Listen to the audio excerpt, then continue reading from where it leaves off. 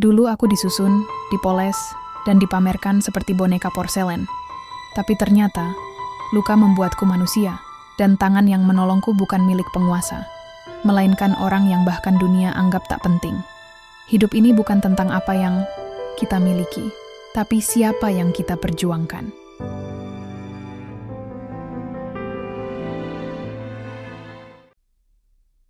Malam belum benar-benar mati.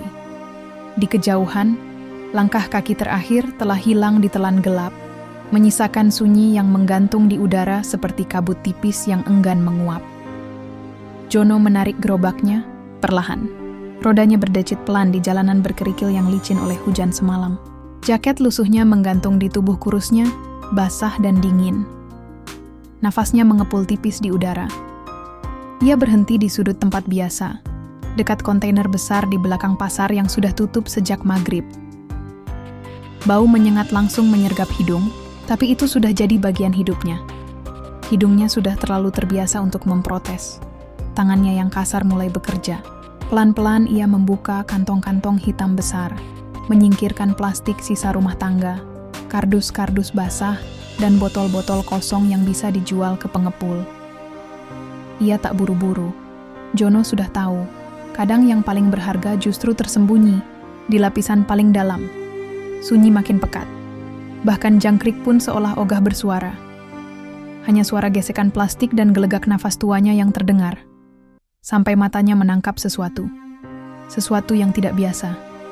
Cahaya lampu jalan yang redup menyinari permukaan benda itu, membuatnya tampak berkilau. Terlalu bersih untuk ada di tempat seperti ini. Terlalu putih. Jono menyipitkan mata. Hatinya diliputi dua rasa, penasaran dan takut. Pelan, ia dekati benda itu. Tergolek di antara dua kantong besar, setengah tertimbun kardus basah. Sekilas tampak seperti boneka besar, mungkin dibuang karena rusak. Tapi bentuknya terlalu sempurna, terlalu manusiawi. Dek Jono menelan ludah. Langkahnya tertahan. Apa itu? Gumamnya pelan, nyaris tak bersuara. Ia memberanikan diri untuk merunduk lebih dekat, menyingkirkan beberapa sampah di sekitarnya. Tangannya bergetar saat menyentuh benda itu. Kulitnya dingin, tapi bukan seperti plastik. Ini kulit manusia. Perlahan Jono menarik bagian tubuh itu dari tumpukan. Cahaya samar menyapu wajahnya.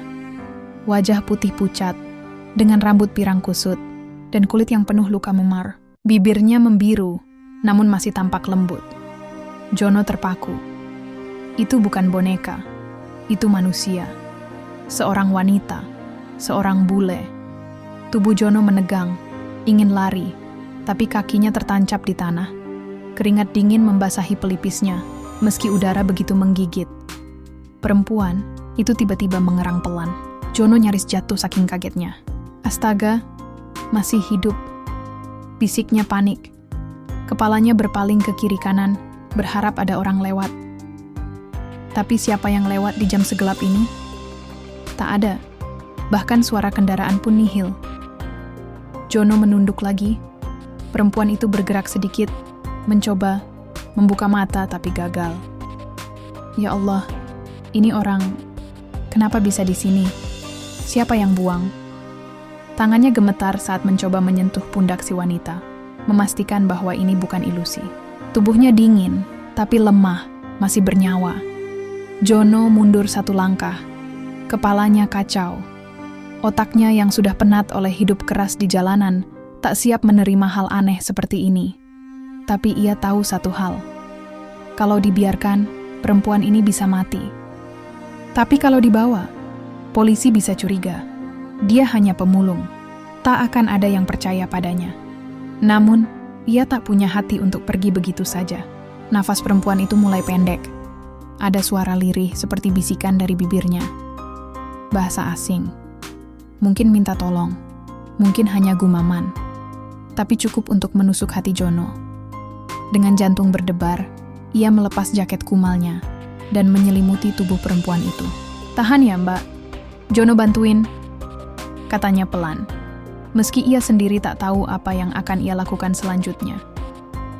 Itulah kata terakhir yang ia ucapkan, sebelum akhirnya memutuskan sesuatu yang tak pernah ia bayangkan akan ia lakukan. Menyelamatkan seorang wanita bule yang nyaris mati di tumpukan sampah.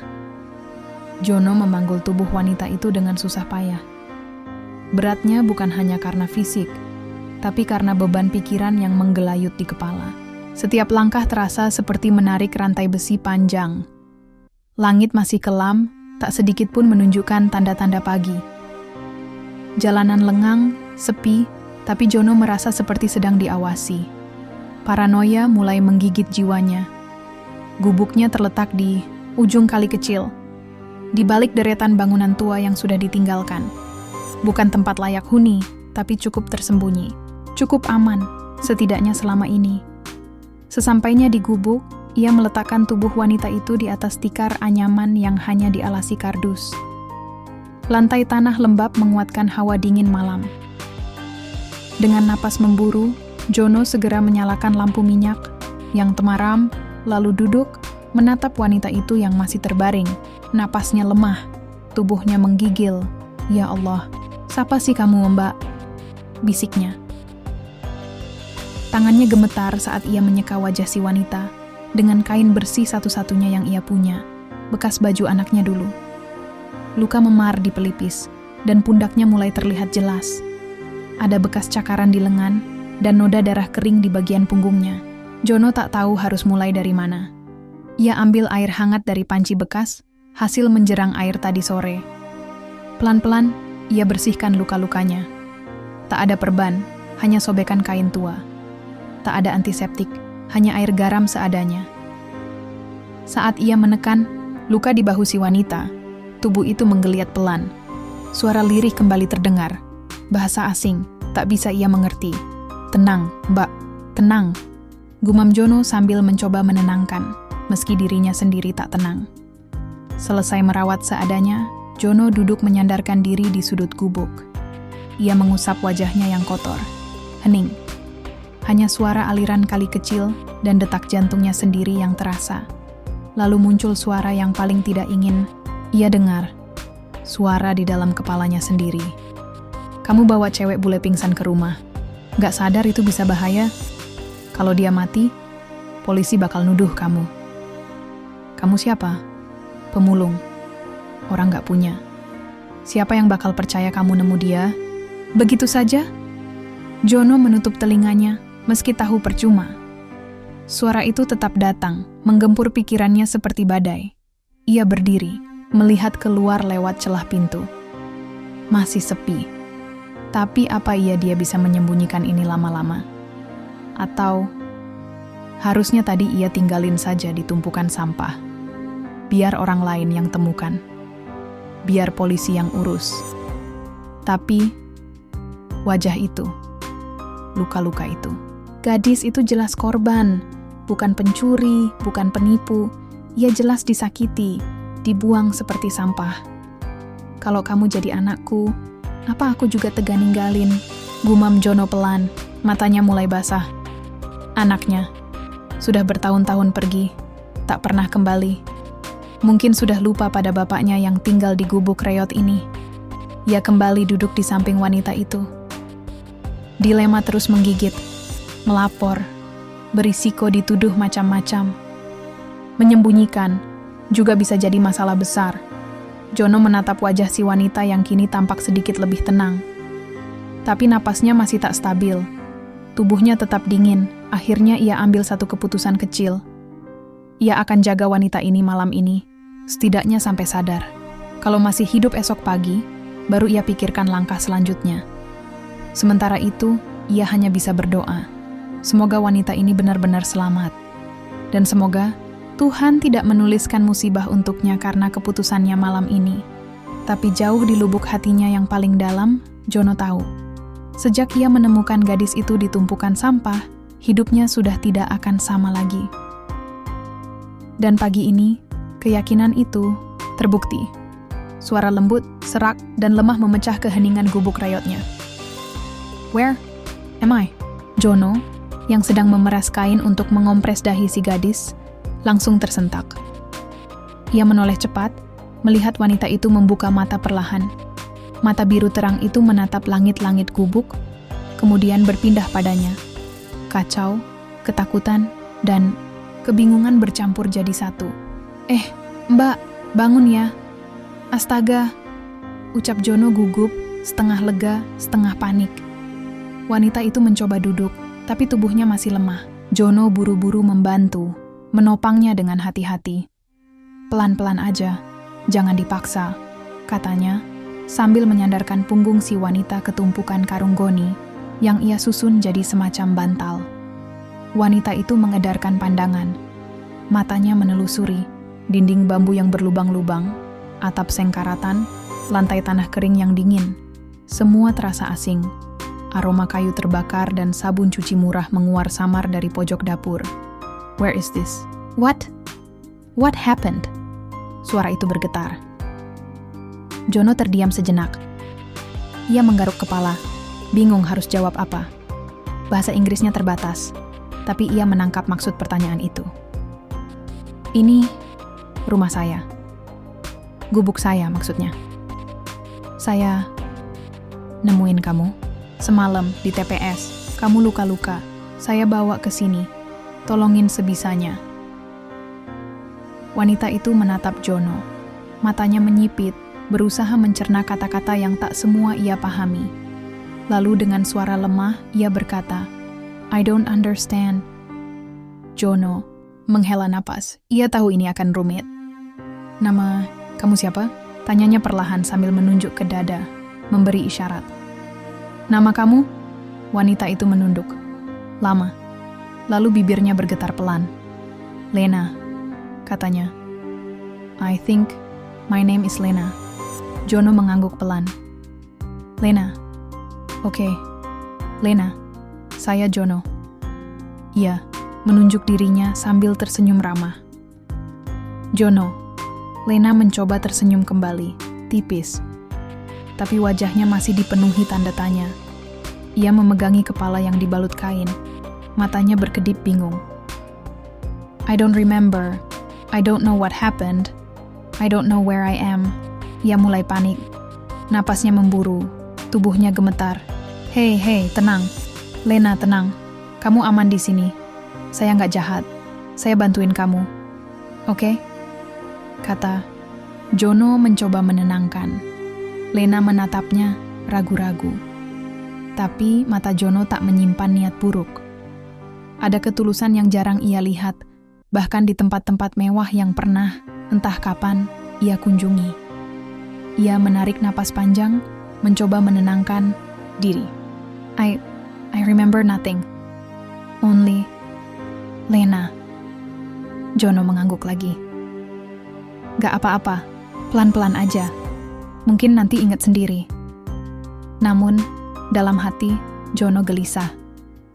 Jika wanita ini tak ingat apapun, lalu siapa yang menyakitinya? Siapa yang membuangnya ke tempat sampah? Dan kalau nanti orang-orang mencarinya, apakah mereka akan percaya bahwa seorang pemulung tua seperti dirinya hanya ingin menolong? Lena menggeser tubuhnya sedikit. You saved me? Jono tersenyum kaku. Kayaknya sih iya. Tapi bukan superhero, cuma bapak-bapak biasa. Lena tertawa kecil, pertama kali sejak sadar. Suara tawanya serak, tapi hangat. Ada sedikit rasa syukur di sana. Tapi tak butuh waktu lama, keheningan kembali melingkupi. Jono duduk di seberang tikar, menatap Lena yang kini menyandarkan diri. Gadis itu kembali memejamkan mata, tapi tidak tidur. Ia berpikir keras, mencari ingatan. Menggali identitas yang terkubur entah di mana. Jono mendesah. Ia merasa harus segera membuat keputusan. Haruskah ia lapor ke pihak berwajib? Tapi kalau Lena sendiri belum bisa cerita apapun, bisa-bisa malah dirinya yang disangka pelaku. Sudah sering ia dengar cerita seperti itu. Orang miskin, kalau salah langkah, bisa habis. Namun kalau ia diamkan, dan Lena butuh pertolongan medis lebih layak, bagaimana? Saya bingung, Lena. Gumam Jono pelan, meski tahu Lena mungkin tak paham. Saya takut nolongin kamu bikin saya masuk penjara. Tapi kalau saya lepas tangan, saya bukan manusia. Lena membuka matanya, menatap Jono. Jono tersenyum lagi. Tapi nggak usah pikirin itu dulu. Sekarang kamu istirahat aja. Nanti saya bikinin bubur ya. Lena mengangguk. Lalu dengan suara lirih ia berkata, "Thank you, Jono." Ucapan sederhana itu membuat hati Jono seperti disiram air hangat.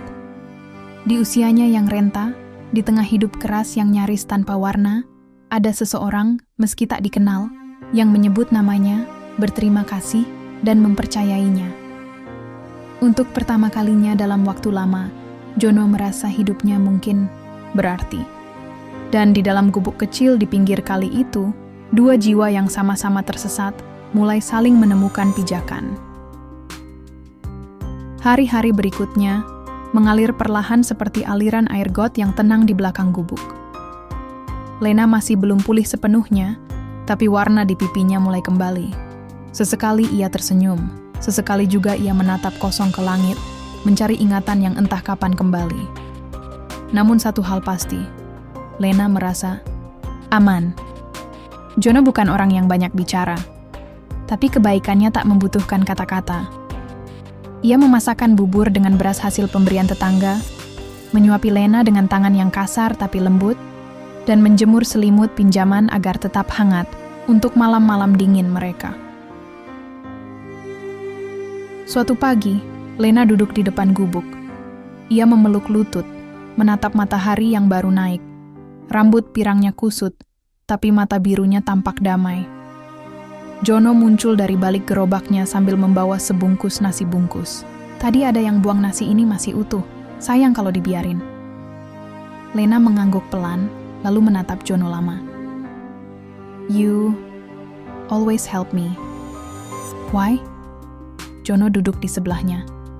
Ia membuka nasi bungkus dan membaginya dua. "Nggak tahu. Mungkin karena kamu butuh dan saya ada," jawabnya. Ia tertawa kecil. "Lagian, udah lama nggak punya temen ngobrol. Biasanya cuma ngobrol sama kucing." Lena ikut tertawa, meski masih lemah. "You good man." Jono mengangguk sambil mengunyah. "Saya cuma orang biasa." Hidup di jalanan bikin kita ngerti, Lena. Kadang yang nggak punya apa-apa justru ngerti gimana rasanya kehilangan. Lena terdiam. Kata-kata itu menggema dalam kepalanya. Hari-hari mereka pun dipenuhi kehangatan yang sederhana. Lena mulai ikut menyapu halaman tanah di depan gubuk. Ia membantu Jono mencuci karung-karung. Bahkan pernah ikut Jono ke TPS, meski hanya menunggu di gerobak sambil mengamati. Dunia yang keras ini, dunia bau sampah, suara motor lewat, dan tumpukan botol plastik, ternyata menyimpan satu hal yang selama ini mungkin tak dimiliki Lena dalam hidupnya. Kejujuran. Namun, ketenangan itu tak bertahan lama. Sore itu, ketika Lena sedang mencuci kain lap di ember, dua perempuan dari kampung seberang berjalan mendekat sambil berbisik-bisik. "Jono." Suara nyaring itu terdengar dari luar pagar seng. Jono yang baru saja pulang membawa sekarung kardus menoleh. Ia mengangguk. Bu Ratmi, Bu Eni." Mereka menyipitkan mata ke arah Lena. "Itu siapa, John?" "Cewek bule? Teman kamu dari luar negeri, ya?" tanya Bu Eni dengan senyum mencurigakan. Lena menoleh dan tersenyum, sopan. Tapi jelas ia tak mengerti sepenuhnya. Iya, ini namanya Lena," jawab Jono agak gugup. "Kemarin ketemu dia, luka-luka saya bawa ke sini. Kasihan." "Luka-luka?" Wah, hati-hati John, sekarang banyak modus. Jangan-jangan kamu diperalat." "Iya tuh, orang luar kok bisa nyasar ke sini. Jangan sampai kamu yang dituduh macem-macem loh." Jono hanya mengangguk-angguk, tidak menjawab, tapi wajahnya mulai tegang. Setelah para ibu itu pergi, Lena duduk mendekat. "They don't like me?" tanyanya pelan. Jono menggeleng cepat. "Bukan gitu, mereka cuman penasaran. Di sini nggak biasa lihat orang asing, apalagi tinggal di gubuk pemulung." Lena menunduk. "I don't want trouble." Jono menatap Lena. "Kamu nggak salah. Yang salah, itu dunia yang suka suudzon sama yang beda." Malam itu, Jono duduk termenung lebih lama di depan gubuk. Kepulan asap rokok murahan mengambang di udara. Lena tertidur di dalam, dengan tubuh masih lemah tapi sudah mulai bisa tersenyum. Tapi di luar, bisik-bisik mulai tumbuh seperti jamur. Malam merayap perlahan di antara seng gubuk, menyisakan hanya suara serangga dan desir angin yang membawa bau sungai. Lena terlelap, tapi wajahnya tampak gelisah. Di balik kelopak matanya yang tertutup, mimpi-mimpi mulai datang. Atau lebih tepatnya, potongan-potongan kenyataan yang selama ini terkunci rapat di dalam memorinya. Kilatan lampu, seperti lampu sorot panggung, dentuman musik keras, orang-orang tertawa. Lena duduk di meja bulat bersama dua wanita lain dan seorang pria berkemeja putih. Gelas anggur, tawa pecah, tiba-tiba suara kaca pecah, suara teriakan, lalu semuanya berputar cepat. Gelap, hening. Lena terbangun mendadak. Tubuhnya basah oleh keringat dingin. "Jono," bisiknya lirih, meski lelaki tua itu masih tertidur di tikar lusuh. Ia menatap sekeliling dengan napas memburu. Gubuk sederhana itu tetap sama. Tidak ada lampu pesta, tidak ada musik keras. Hanya suara jangkrik dan aroma kayu lapuk. Namun detak jantung Lena belum juga tenang. Keesokan paginya Lena duduk sendiri di tepi kali. Matanya menatap jauh, tapi pikirannya terlempar ke dalam kekacauan. Jono menghampirinya, membawa seikat daun singkong dan sebungkus tahu. "Sarapan dulu, Lena." Lena menoleh pelan. "I remember something," ucapnya pelan. Jono menghentikan langkahnya. "Apa kamu bilang?" Lena menelan ludah.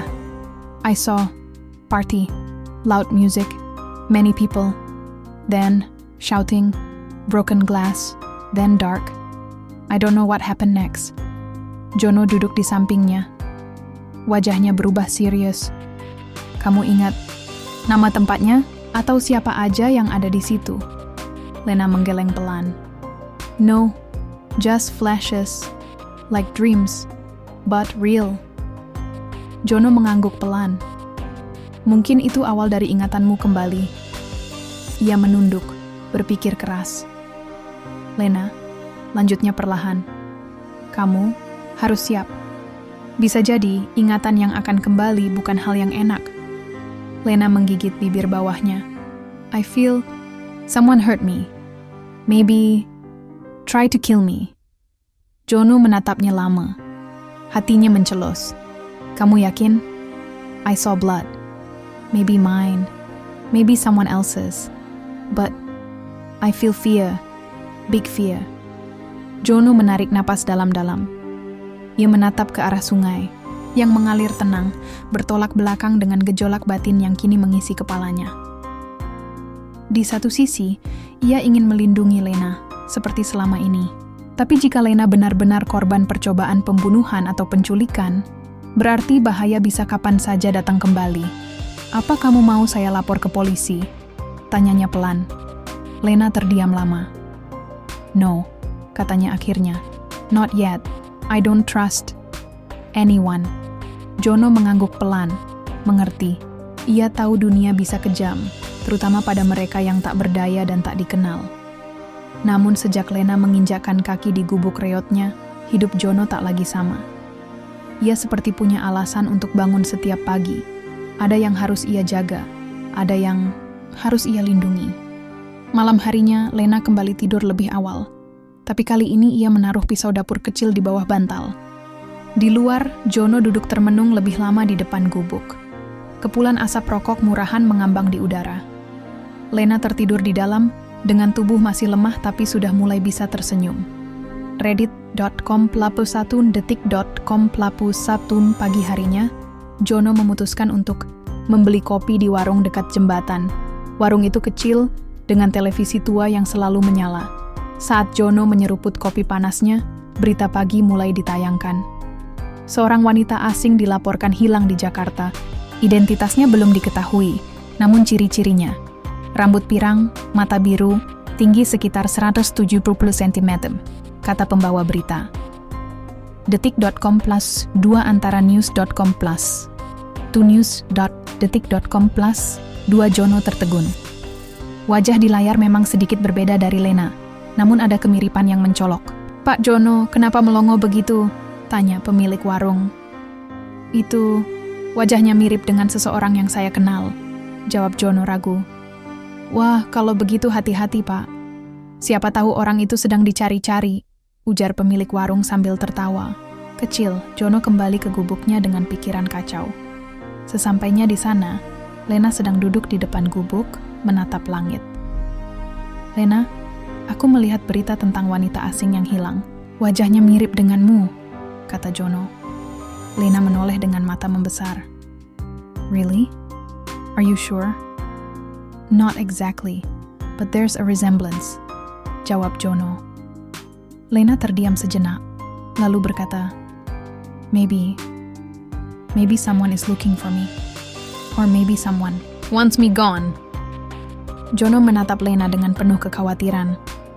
"We need to find out the truth, but we must be careful." Lena mengangguk pelan. "I trust you, Jono."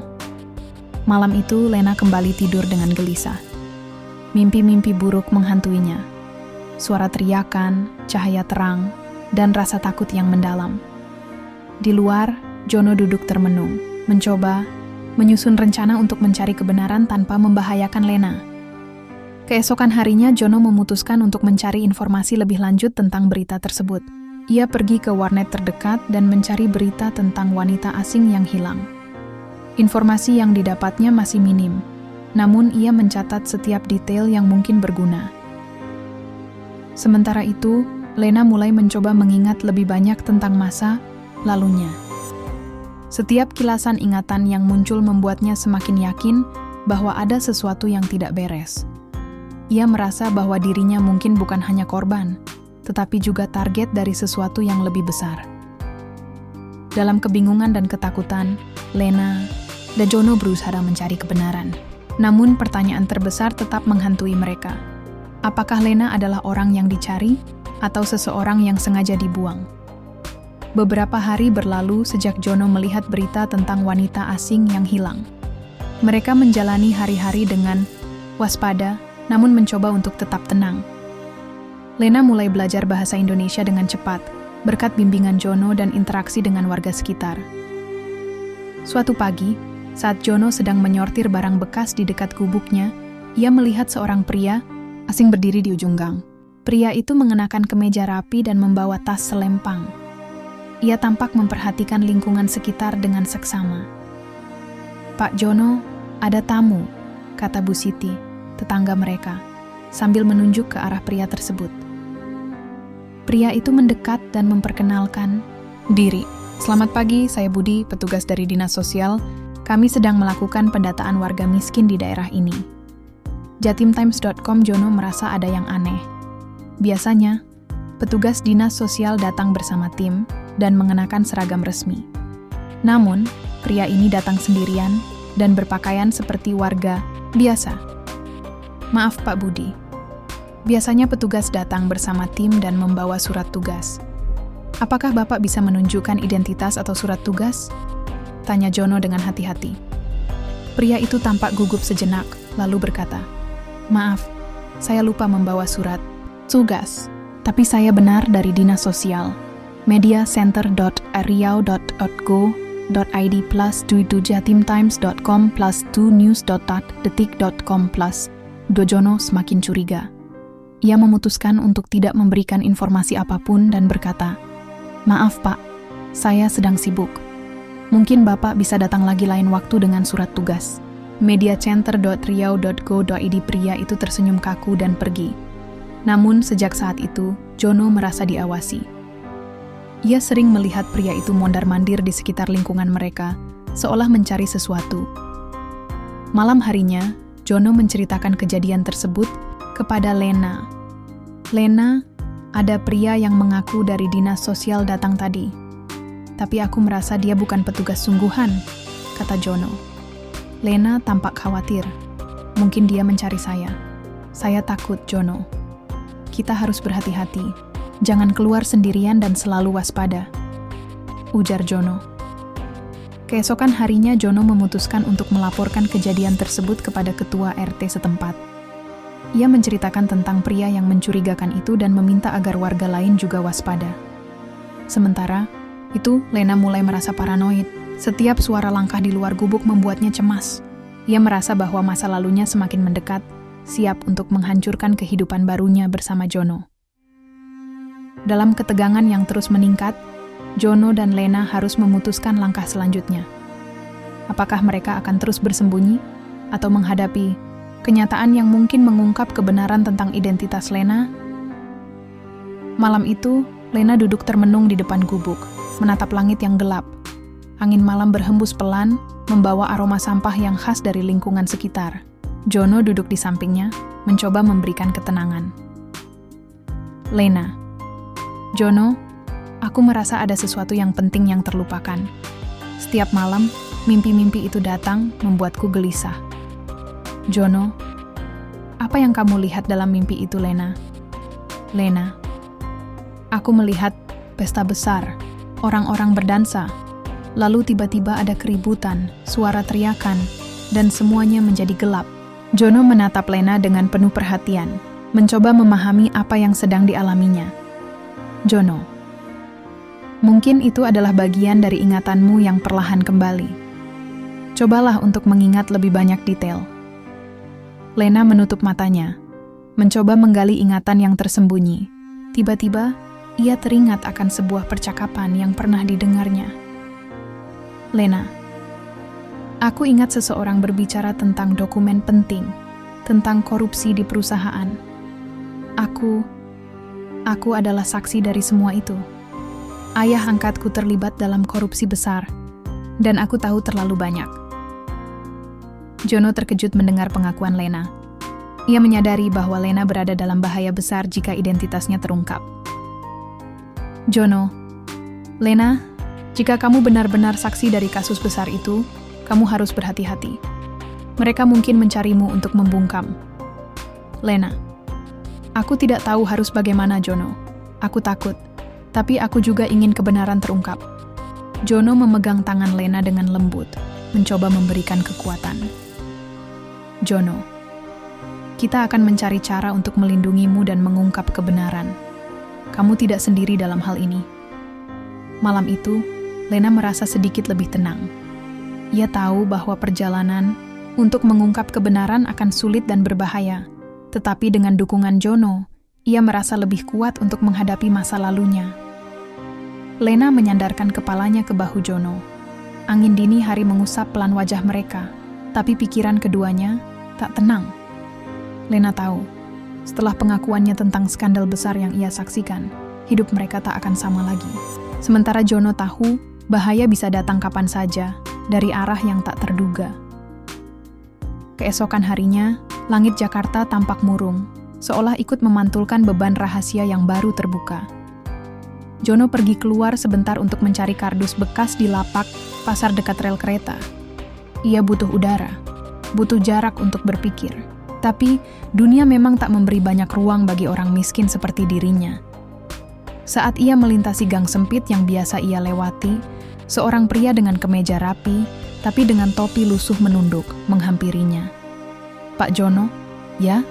Suara pria. Itu pelan, tapi terdengar jelas di tengah riuhnya kota. Jono langsung siaga. Ia tak pernah merasa nyaman dipanggil dengan nama lengkap oleh orang asing. Siapa kamu? Tanyanya curiga.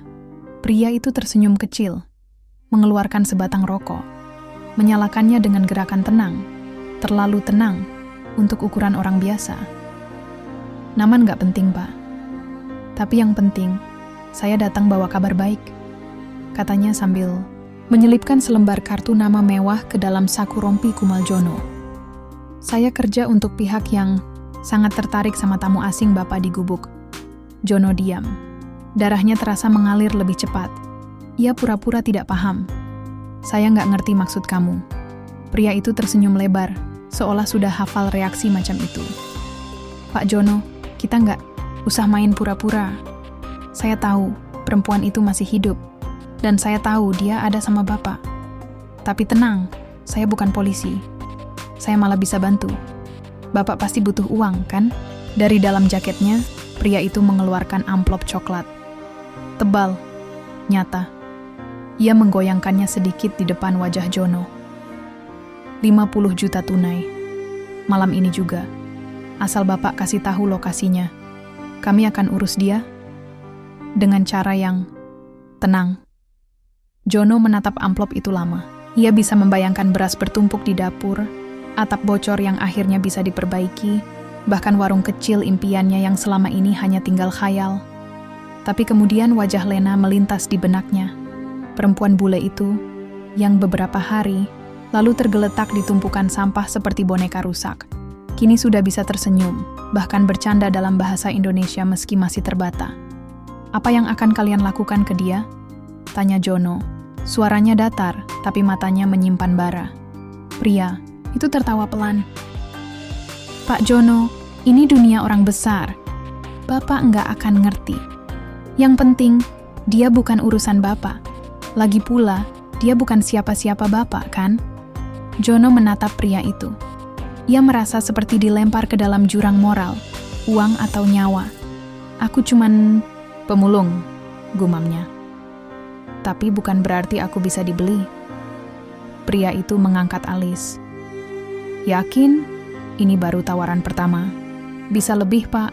Kami bisa kasih 100 juta. Rumah. Bahkan, jalan keluar dari tempat kotor kayak begini." Jono terdiam. Lama. Tangannya mengepal. Napasnya berat. Tapi akhirnya ia berkata pelan. "Pergi dari sini sebelum aku lempar kamu pakai besi tua." Pria itu mendecak, lalu tertawa pendek. "Oke, Pak. Tapi jangan nyesel. Dunia ini lebih kejam dari yang Bapak pikir." Ia berjalan pergi, meninggalkan Jono yang masih berdiri membeku di gang sempit itu, seolah dunia mendadak menyempit dan udara menjadi lebih berat. Sesampainya di gubuk, Lena menatap Jono dengan tatapan penuh tanya. Pria tua itu hanya duduk, meletakkan karungnya, dan menarik napas panjang. "Lena," katanya lirih, "apapun yang terjadi, kamu jangan pernah keluar sendirian. Dunia di luar sana lebih kejam dari bau sampah tempat kita tinggal." Lena menggenggam tangan Jono erat-erat. "Aku tahu, Pak, tapi selama masih ada orang baik seperti Bapak, aku nggak akan takut." Jono tersenyum getir. Ia tahu, pilihan yang ia buat barusan mungkin telah memulainya dalam bahaya yang nyata.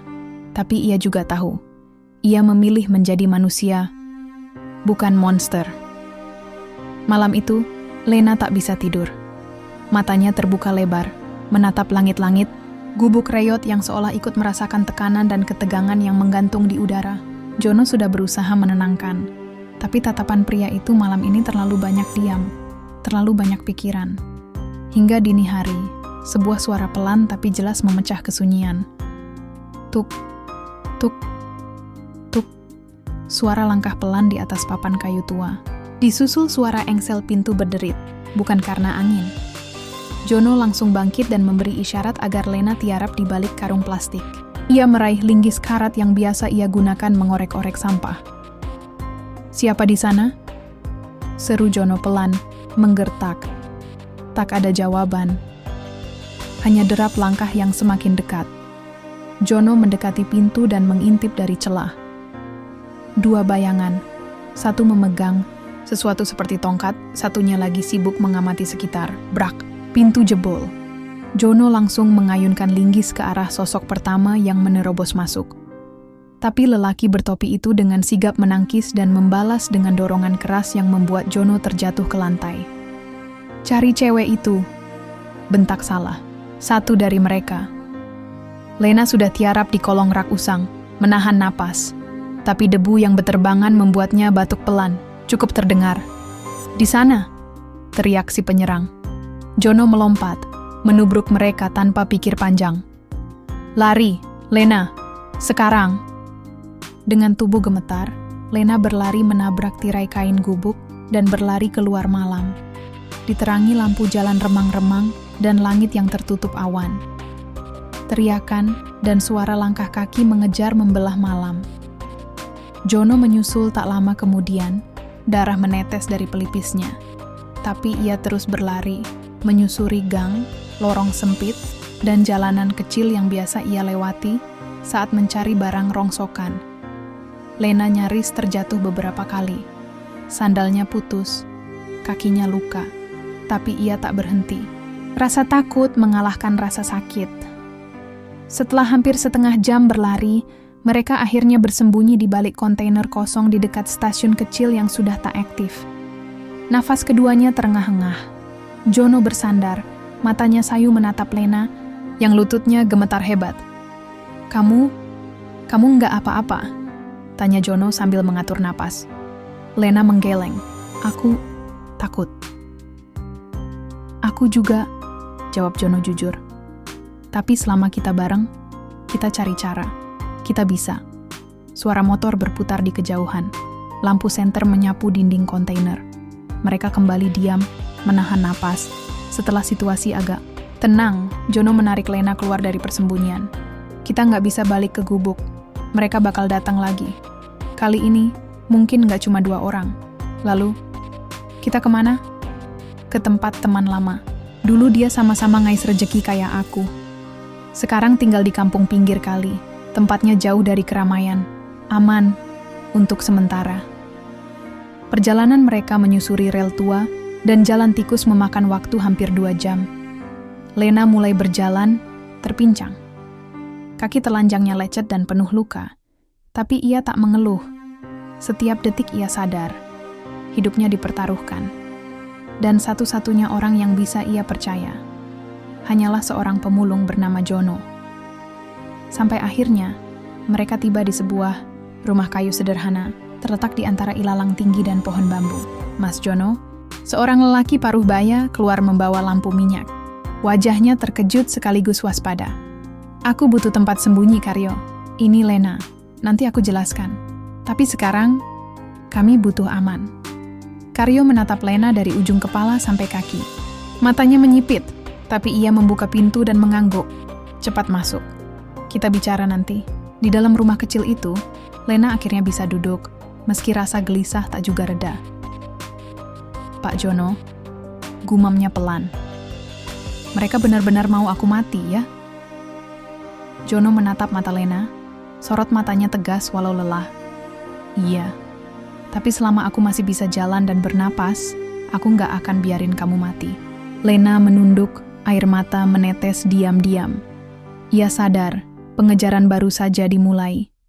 Tapi di tengah ketakutan itu, ada kekuatan baru tumbuh dari rasa percaya, dan itu adalah awal dari pertarungan yang sesungguhnya. Keesokan paginya, cahaya matahari masuk dari sela-sela anyaman bambu rumah Karyo. Udara pagi terasa lembab, membawa aroma tanah dan daun basah. Lena terbangun dari tidur yang tak sepenuhnya nyenyak. Di luar, suara Jono terdengar berbincang pelan dengan Karyo. Kita nggak bisa terus sembunyi. Mereka pasti bakal cari sampai ke pelosok. Lena harus ngomong. Harus cerita ke seseorang yang bisa dipercaya, ucap Jono serius. Wartawan, Karyo menatap Jono ragu. Kalau salah pilih orang, habis kalian. Jono mengangguk pelan. Aku tahu satu nama. Dulu dia sering bantu orang kecil yang ditindas. Namanya Rangga. Mata Lena melebar. Ia melangkah keluar. Kamu yakin dia bisa bantu? Jono menatap Lena. Kalau masih ada orang yang percaya keadilan itu nyata, ya dia. Sore harinya, mereka menumpang motor tua milik Karyo menuju kota kecil di pinggiran. Jono mengenakan topi lusuh dan masker kain, sementara Lena menyembunyikan wajahnya di balik syal dan kacamata gelap. Mereka berhenti di sebuah warung kopi kecil yang tampak tak mencolok. Seorang pria berjaket jeans dengan rambut agak gondrong sudah duduk di sudut ruangan, memandangi secangkir kopi yang tinggal separuh. Rangga? Jono menyapa pelan. Pria itu menoleh. Wajahnya langsung menunjukkan kejutan. Jono, astaga, kamu masih hidup juga ya?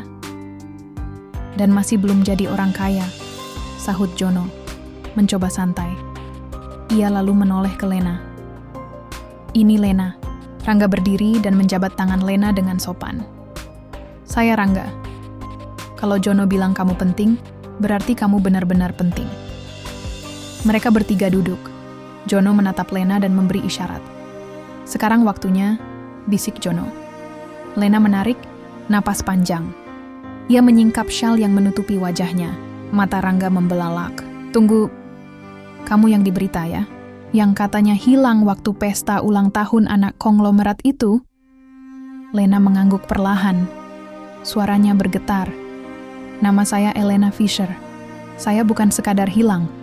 Saya dibuang karena saya tahu sesuatu yang mereka ingin kubur. Rangga langsung membuka catatan kecilnya. Katakan semua. Aku akan catat, rekam, dan pastikan ceritamu keluar. Tapi Lena, ini berbahaya. Sekali kau buka suara, mereka tak akan tinggal diam. Aku tahu, jawab Lena pelan. Tapi aku juga sudah lelah diam. Malam harinya mereka pindah ke tempat persembunyian baru, sebuah rumah kosong milik kerabat Rangga yang sedang keluar kota. Lena dan Jono beristirahat, sementara Rangga mulai menyusun laporan investigasi. Ia merekam, menulis, menyusun bukti demi bukti yang Lena berikan. Tentang transaksi fiktif, suap proyek, dan dokumen yang Lena sempat foto diam-diam sebelum hari ia menghilang. Tapi kebaikan tak pernah berjalan sendirian. Bayangan gelap mulai mengikuti dari belakang. 2 hari setelah pertemuan, Rangga sedang dalam perjalanan pulang setelah membeli makan malam. Di ujung jalan, ia melihat mobil hitam tanpa plat berhenti tak jauh dari rumah tempat mereka bersembunyi. Ia langsung menepi dan mengawasi diam-diam. 2 pria turun, mengenakan kemeja gelap dan membawa tas kecil. Salah satu dari mereka memandang sekeliling dengan tatapan tajam. Rangga menggertakkan gigi. Ia langsung putar balik dan menelepon Jono. Jono, cepat beres-beres. Kita nggak aman. Mereka tahu kita di sana. Bagaimana mereka bisa tahu? Jono panik. Aku curiga ponselku dibobol. Mereka bukan main-main, Jono. Aku harus bawa kalian ke tempat yang lebih aman dan cepat. Di rumah, Lena langsung berdiri dan mulai mengemasi barang-barang. Tapi wajahnya pucat. Aku membawa kalian ke dalam bahaya. Jono menepuk pundaknya. Bukan kamu yang salah. Mereka yang salah karena mengira kebenaran bisa dimatikan. Malam itu mereka berpindah lagi. Rangga mengarahkan mereka ke rumah kecil di perbukitan, yang dulunya tempat persinggahan aktivis. Di sana, Lena menangis diam-diam. Ia mulai merasakan tekanan yang tak main-main. Tapi ia juga sadar, ini bukan lagi tentang dia seorang. Esok harinya, Rangga menerima pesan dari editor majalah tempatnya menulis. Materimu terlalu panas. Hati-hati, kami didatangi orang semalam. Lena membaca pesan itu dan menggigit bibir. Kalau tak bisa keluar lewat media, aku akan bicara langsung di depan publik, bisiknya. Jono menatapnya tajam. Kamu yakin? Lena menoleh. Sorot matanya tak lagi ragu. Aku sudah diam cukup lama. Sekarang, biar mereka tahu. Aku belum mati, kata Lena dengan suara penuh tekad. Dan pagi itu, dunia akhirnya mendengar suaranya. Jam 8 pagi, sebuah artikel panjang muncul di laman utama media independen Suara Rakyat. Judulnya mencolok, Kesaksian Elena Fisher. Dibungkam karena, tahu terlalu banyak, ada video berdurasi 30 menit menyertai artikel itu. Dalam video tersebut, Lena duduk di ruangan remang. Wajahnya terlihat jelas, suaranya tenang tapi tajam. Dia menceritakan semuanya. Dari awal ia diadopsi oleh keluarga konglomerat Indonesia, bagaimana ia dibawa ke pesta-pesta mewah, sampai pada satu malam saat ia secara tidak sengaja menyaksikan pertemuan rahasia. Ada koper penuh uang. Mereka menyebutnya uang pelicin, untuk proyek reklamasi yang merusak ribuan rumah nelayan. Aku rekam pembicaraan itu diam-diam, pakai ponsel. Tapi saat mereka tahu, semuanya berubah. Aku bukan anak. Aku jadi ancaman. Rekaman suara asli malam itu juga diputar dalam video. Suara pria tua yang menyebut nama-nama besar terdengar jelas. Kita bagi saja, 20% untuk Dirjen, sisanya masuk ke proyek fiktif. Anak bule itu, cari cara singkirkan dia. Jangan sampai bocor. Lena menatap kamera dalam video. Aku hidup dan aku bicara hari ini, bukan karena berani, tapi karena kalau aku mati, Kalian semua tahu siapa yang harus disalahkan. Di sebuah kantor megah di Jakarta, sebuah ponsel dilempar ke dinding. Pria paruh baya bernama Armand, ayah angkat Lena, menggertakkan gigi. Si wartawan itu harus dibungkam. Dan anak itu, pastikan dia nggak hidup lama. Seorang pria bertubuh, kekar di sudut ruangan mengangguk. Kita sudah kirim tim, tapi dia terus berpindah-pindah, gunakan jalur gelap, sebar bounty. 5 miliar buat siapapun yang bisa tangkap hidup-hidup. Sementara itu, di persembunyian mereka, Lena menatap layar ponsel yang penuh notifikasi. Artikel itu sudah dibaca lebih dari 1 juta orang dalam 2 jam. Ribuan komentar membanjiri. Ada yang mendukung, ada yang menyebar tagar Justice for Elena, tapi juga ada yang mengancam. Lena, kamu jadi target utama sekarang, ujar Rangga sambil menunjukkan email ancaman yang diterimanya. Jono menggertakkan gigi. Aku nggak suka ini. Kita harus cari perlindungan resmi. Atau kabur lebih jauh. Enggak, kata Lena pelan. Aku nggak akan lari lagi.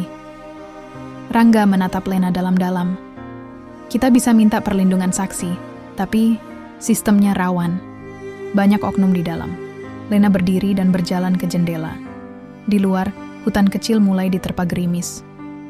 Kalau aku mati, setidaknya aku sudah bilang yang sebenarnya. Jono menarik napas panjang. Kamu nggak akan mati. Nggak di tanganku.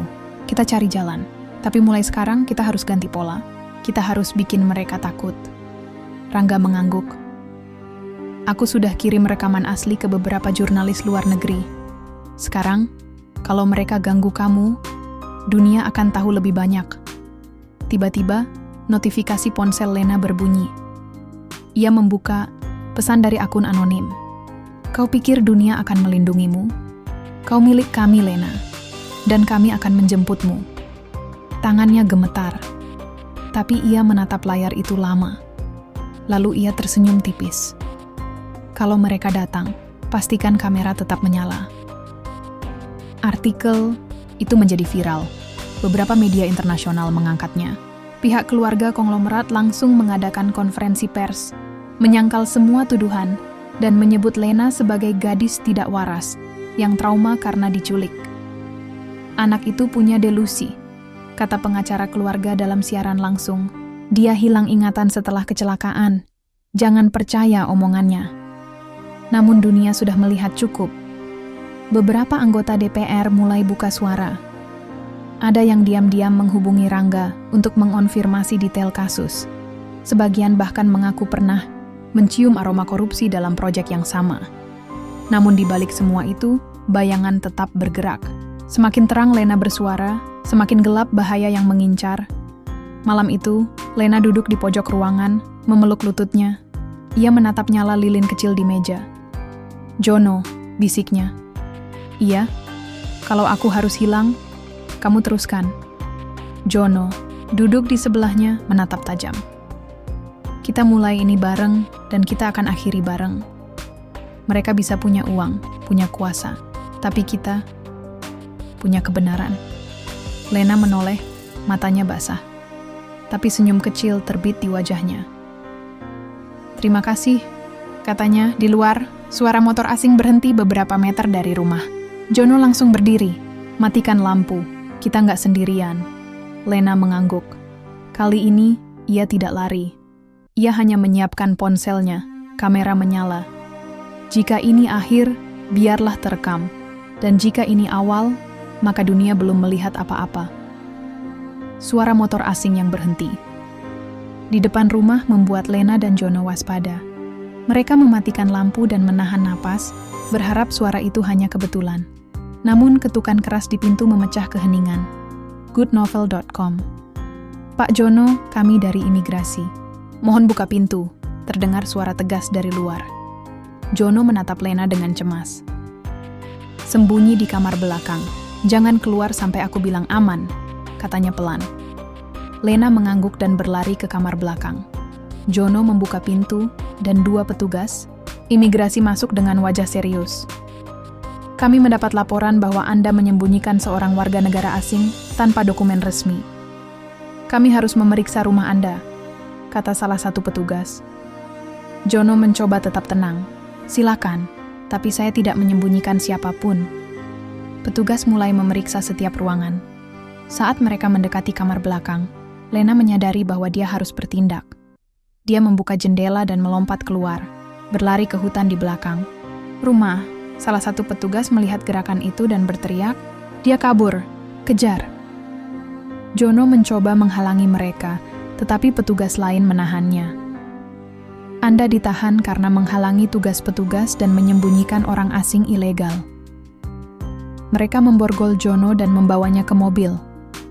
Lena, yang bersembunyi di balik semak-semak, melihat semuanya dengan air mata mengalir. "Aku harus menyelamatkannya," bisik Lena pada dirinya sendiri. Dia tahu bahwa jika dia menyerahkan diri, Jono mungkin akan dibebaskan. Namun, itu berarti dia akan jatuh ke tangan orang-orang yang ingin membungkamnya. Lena menghubungi Rangga, wartawan yang membantunya sebelumnya. "Rangga, Jono ditangkap. Aku harus menyelamatkannya." "Tenang, Lena. Jangan lakukan apapun yang gegabah. Kita akan cari cara untuk membantunya tanpa membahayakanmu," jawab Rangga. Lena menatap langit malam yang gelap. Dia tahu bahwa pilihan apapun yang dia ambil akan berisiko. Namun, dia juga tahu bahwa dia tidak bisa membiarkan Jono menderita karena membantunya. Dengan tekad bulat, Lena memutuskan untuk melanjutkan perjuangannya. Dia akan mengungkap kebenaran, tidak hanya untuk dirinya sendiri, tetapi juga untuk Jono dan semua orang yang telah menjadi korban ketidakadilan. Langit Jakarta pagi itu masih kelabu, seolah ikut merasakan beban berat di dada Lena. Dengan jaket, lusuh dan topi yang hampir menutupi seluruh wajah, Lena melangkah masuk ke gedung Komnas HAM, bukan sebagai pelarian lagi, melainkan sebagai saksi yang siap memperjuangkan kebenaran, meski taruhannya adalah nyawa sendiri. Dia duduk di depan petugas. "Resepsionis, nama saya Lena Vander. Saya ingin bertemu dengan penyidik atau siapapun yang menangani kasus korupsi milik PT Sagara Internasional. Saya saksi utama." Petugas tertegun, matanya membelalak. "Tunggu sebentar, Bu." Suaranya berubah tegang. Ia langsung mengangkat telepon dan berbicara cepat. Tak lama, Lena dibawa ke ruang khusus. Ruangan dingin dan sunyi itu dipenuhi berkas-berkas dan rekaman. Seorang pria berpakaian rapi dengan lencana kejaksaan di dadanya masuk. "Saya Andika, penyelidik khusus. Anda bilang Anda Lena Vander? Nama Anda sudah masuk dalam daftar korban hilang dan diduga tewas dalam kecelakaan laut 2 bulan lalu." Lena mengangguk pelan. Matanya sembab, tapi suaranya mantap. "Saya tidak mati. Saya dibuang. Karena saya tahu terlalu banyak." Ia mengeluarkan flash disk dari dalam saku jaket, lalu menaruhnya di meja. Di dalam itu ada rekaman suara, data, keuangan palsu, dan bukti transaksi antara ayah angkat saya, Jacob Vander, dan pejabat tinggi, termasuk dokumen pencucian uang lewat proyek fiktif. Saya saksi langsung. Andika menghela napas panjang, lalu duduk perlahan. Wajahnya berubah serius. Ia mencolokkan flash disk itu ke laptop di hadapannya. Beberapa menit keheningan mengisi ruangan, hanya suara rekaman yang terdengar. Jacob Vander sedang berbicara di telepon, menyebut nama-nama dan jumlah uang. Lena menahan napas. Dia tahu, sekali ini data keluar, dia tak akan pernah bisa kembali ke kehidupan lamanya. "Satu lagi permintaan saya, Pak. Bebaskan Jono, dia tak tahu apa-apa. Dia hanya orang baik yang menolong saya saat saya bahkan tak ingat nama sendiri." Andika memandangi Lena cukup lama sebelum akhirnya bicara. "Kita butuh waktu untuk mengamankan Anda dan mengamankan barang bukti. Tapi saya janji akan usahakan bantuan hukum untuk Jono. Saya akan bekerja sama, tapi saya tidak akan kabur lagi. Saya capek jadi buruan." Hari itu juga, berita tentang kemunculan Lena Vander tersebar di media. Foto-foto lamanya dibandingkan dengan sosoknya sekarang. Sebagian tak percaya, sebagian lagi memuji keberaniannya. Namun tak semua pihak senang. Di balik layar, para pengacara PT Sagara mulai bergerak. Orang-orang yang pernah bekerja sama dengan Jacob merasa panas. Mereka tahu jika Lena bersaksi di pengadilan, akan ada banyak kepala jatuh. Salah satunya adalah tokoh politik yang sedang mencalonkan diri sebagai gubernur. Sementara itu, di tahanan, Jono duduk dengan tangan di borgol. Ia menatap langit-langit sel tahanannya dengan tatapan kosong, sampai pintu sel terbuka. "Jono, kamu punya tamu," kata petugas. Ia dibawa ke ruangan kecil, dan di sana Lena sudah duduk, ditemani pengacara dan petugas kejaksaan. "Lena," suara Jono serak. "Aku di sini, John. Aku udah cerita semuanya. Kau bakal bebas. Kau enggak salah." Air mata Jono menetes. Ia menggenggam tangan Lena yang gemetar. "Kau gila. Kenapa kau menyerahkan diri? Mereka bisa bunuh kau. Karena kau satu-satunya orang yang percaya aku. Bahkan saat aku sendiri lupa siapa diriku." Pertemuan mereka hanya 10 menit, tapi cukup untuk menyulut semangat baru di dada Lena. Dia telah memilih jalan yang berbahaya, tapi ia tak akan mundur. Namun pertanyaan itu masih menggantung. Apakah sistem hukum akan benar-benar melindunginya, atau justru menusuk dari belakang? 3 minggu setelah Lena menyerahkan diri dan memberikan semua bukti, jawaban itu mulai terlihat. Komisi Pemberantasan Korupsi mengumumkan penetapan beberapa tersangka besar, termasuk Jacob van der, ayah angkat, Lena sendiri. Media lokal dan internasional berebut membahas satu nama, Lena van der, boneka hidup yang bangkit dan mengguncang kekuasaan. Siaran berita menampilkan wajah Lena saat bersaksi di pengadilan, mengenakan kemeja putih sederhana, duduk tenang dengan suara yang tidak lagi gemetar. Di belakangnya, duduk Jono, sudah dibebaskan, mengenakan batik pinjaman yang terlalu besar untuk tubuhnya. Tapi matanya tak bisa berbohong, bangga dan lega. "Saya memang pernah menjadi boneka. Tapi bukan lagi sekarang," ucap Lena di pengadilan, terekam dan viral di seluruh media sosial. Komentar-komentar membanjiri kanal berita. Dari sampah jadi pahlawan.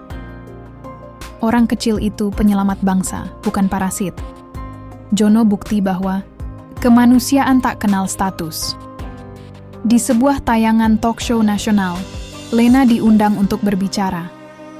Tapi ia datang bukan sebagai selebriti, melainkan sebagai suara bagi mereka yang selama ini tak pernah didengar. "Saya dibuang bukan karena lemah, tapi karena tahu terlalu banyak. Tapi di negeri ini, saya juga bertemu orang seperti Jono. Dia tidak punya apa-apa, tapi dia punya hati yang bersih. Dan karena itu, saya selamat." Wawancara itu meneteskan air mata banyak penonton. Bahkan pembawa acaranya sempat terdiam lama sebelum melanjutkan pertanyaan. Tak lama kemudian Lena mengambil keputusan mengejutkan. Ia memilih tinggal di Indonesia. "Bukannya kamu bisa hidup mewah lagi di Eropa, Lena?" tanya salah satu jurnalis dalam konferensi pers. "Saya pernah punya semuanya di sana, tapi tidak punya jiwa. Di sini saya punya luka, tapi saya juga punya hidup." Ia dan Jono kemudian membuka Yayasan Ranting Hidup, sebuah tempat perlindungan bagi orang-orang terpinggirkan, tunawisma, korban perdagangan manusia, mantan napi, hingga korban kekerasan rumah tangga. Lokasi pertamanya, sebuah rumah kayu sederhana di pinggir kota, hasil donasi warga dan sisa kompensasi hukum yang ia dapat dari kasusnya. Di halaman belakang yayasan itu, Lena berdiri menatap anak-anak yang sedang menggambar dan tertawa. Jono mendekat dari belakang, membawa 2 gelas teh hangat.